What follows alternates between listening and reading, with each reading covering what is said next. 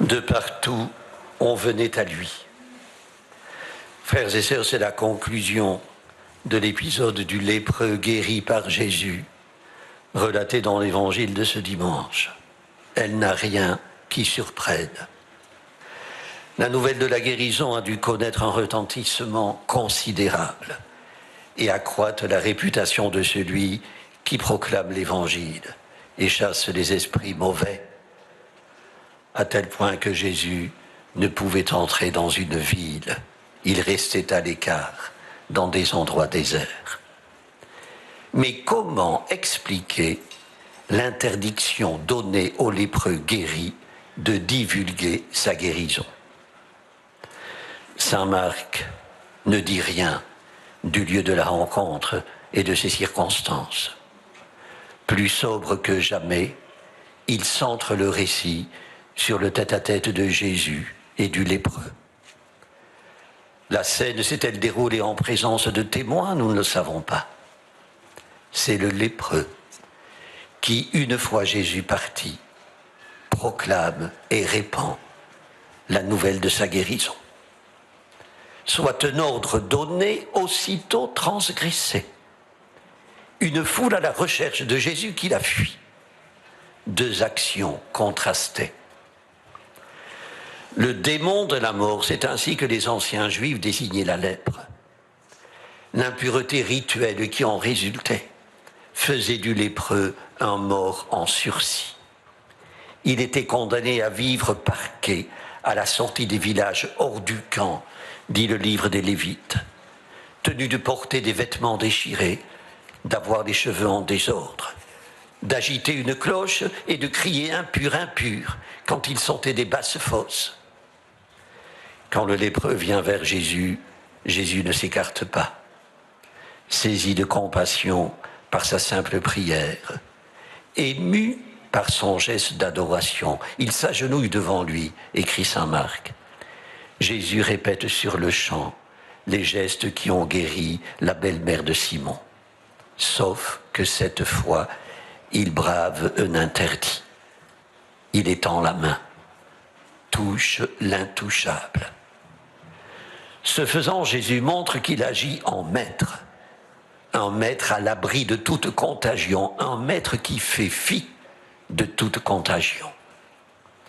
Une parole d'autorité accompagne son geste. « Je le veux, sois purifié », dit-il. Cette parole aussi puissante que celle qui, dans la synagogue de Capharnaüm, délivra un possédé. Cette parole représente un pas de plus dans l'entrée des temps messianiques. Désormais, Jésus est en mesure de répondre aux envoyés de Jean-Baptiste. Les aveugles retrouvent la vue, les boîtes marchent, les lépreux sont purifiés. De l'injonction de garder le secret de sa guérison avant qu'il se présente au prêtre, le lépreux n'a cure. Tout à sa joie d'être guéri, il proclame et répand à tout vent la nouvelle. Frères et sœurs, la joie n'est-elle pas faite pour être partagée? Aussitôt après l'Annonciation, Marie ne s'est-elle pas rendue auprès de sa cousine Élisabeth pour partager celle qui l'inondait? Divulguer la guérison, n'était-ce pas une marque de gratitude?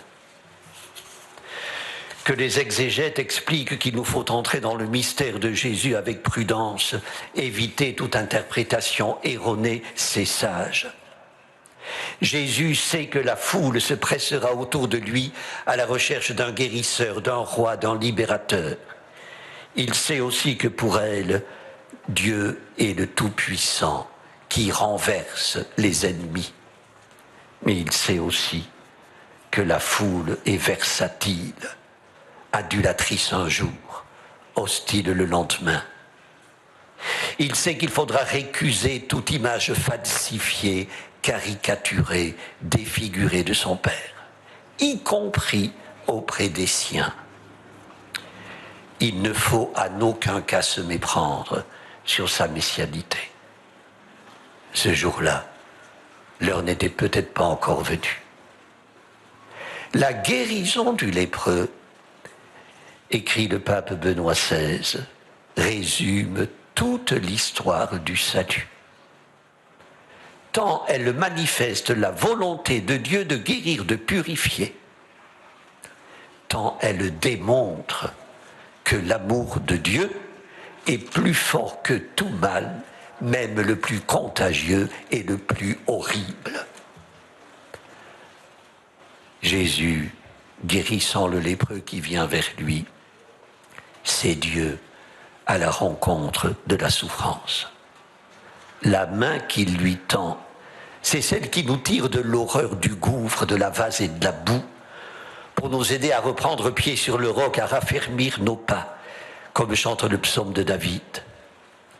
Le geste de compassion de Jésus, c'est une main tendue hors de toute barrière de sécurité. Toute la bonne nouvelle est dans ce geste. Jésus s'approche de celui qui est rejeté, réputé impur, alors qu'il est victime de la maladie. Le toucher de Jésus restaure le lépreux dans sa dignité.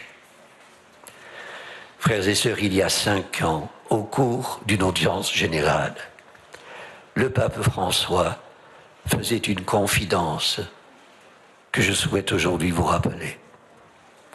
Le soir, avant d'aller me coucher, dit-il, je récite cette brève prière. Seigneur, si tu le veux, tu peux me purifier. Et je récite 5 Notre Père, un pour chaque plaie de Jésus, car Jésus nous a purifiés avec ses plaies. Et d'ajouter, si je fais cela, vous pouvez le faire vous aussi, chez vous. Frères et sœurs, chaque soir, pendant les 40 jours du Carême qui commencent mercredi prochain, je vous invite à suivre l'exemple du pape François. Laissons la main de Dieu accomplir en nous son œuvre de guérison et de salut. Amen. Prions le Seigneur.